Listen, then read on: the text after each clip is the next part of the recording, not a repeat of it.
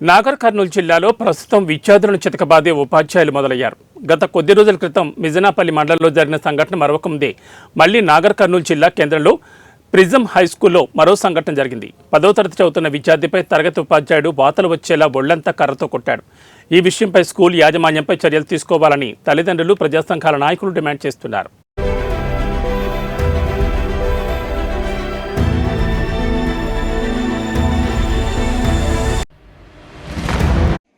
ఏమైందంటే నేను ఆడ కూర్చున్నా సార్, ఆడ కూర్చున్నారు, ముందరం ఫ్రెండ్స్ అందరం కలిసి ఆడ కూర్చున్నాం. సార్ వచ్చి కొట్టిండు, రీజన్ లేకుండా కొట్టిండు. ఏమైందని అడిగితే నువ్వు వినురా అన్నాడు. సార్ ఏమంటే స్పీచ్ ఇస్తున్నాడు. సార్ స్పీచ్ ఇస్తుంటే నేను నువ్వు విను అని చెప్పిండు. సరే ఎంట్రాను అని చెప్తే మళ్ళీ ఆయన కొట్టిండు, గుంజి కొట్టిండు, కింది కూర్చున్నాడు. కట్టి పెట్టి ప్రైవేట్ దగ్గర వచ్చింది. సార్ వచ్చితే ఎందుకు వచ్చినా అని చెప్తా, దివస్ మాట్లాడుతున్నావు అని గుంజి కొట్టిండు. ఇక్కడ దిక్కు కొడితే వాసింది మొత్తం. కూడా బయటికి రమ్మన్నాడు.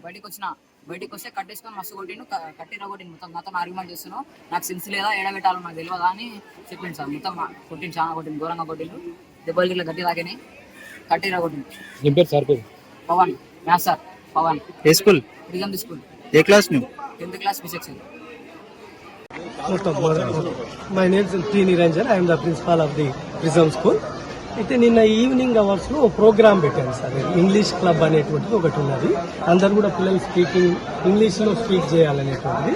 దాని నుంచి పిల్లలకు మంచిగా ఇంగ్లీష్ మాట్లాడడం అనేటువంటిది వస్తుందనేటువంటి ప్రోగ్రామ్ గురించి సార్ వాళ్ళు అక్కడ అందరినీ కూర్చోబెట్టి చెప్తుంటే ఈ అబ్బాయి ఏదో గొడవ చేసిండు అని ఆయన వర్షన్, టీచర్ యొక్క వర్షన్, మ్యాథమెటిక్స్ పవన్ సార్ అని మ్యాథ్స్. ఆ సారు ఆ అబ్బాయిని అదే నవ్విండు ఏదో అది, దాని గొడవ అంటే అదే చిన్నగా, దాని కొరకై సార్ అనేటువంటి కొట్టడం అనేది జరిగిందట. ఆ రిపోర్ట్ మాత్రం నాకు తెలియదు. ఈ రోజు పేరెంట్ వచ్చే వరకు కూడా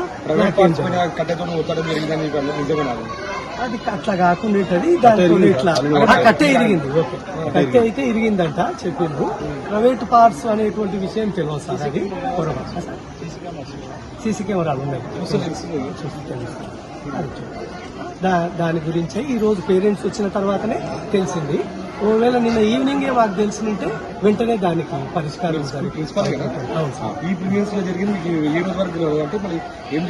అంటే స్కూల్ ఎండింగ్ సార్. అది 4:45 క్లోజ్ అయిపోయిందండి.